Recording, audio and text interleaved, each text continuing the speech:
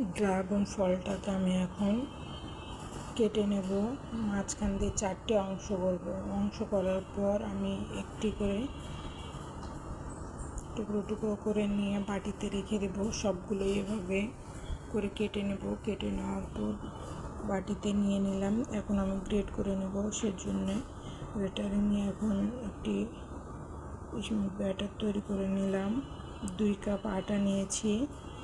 2 cup আটা নেওয়ার পর স্বাদ মতো লবণ নেব। স্বাদ মতো লবণ নিয়ে নেওয়ার পর আমি যে রসটা বের করে রেখেছি সে রসটা দিয়ে ভালোভাবে আটাটাকে আমি মেখে নেব।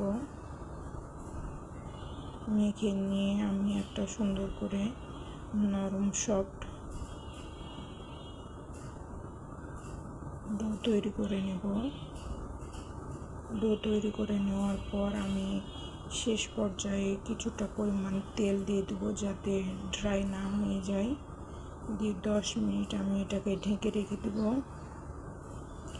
ঢেকে রেখে দেওয়ার পর আমি একটি লেচি নিয়েছি।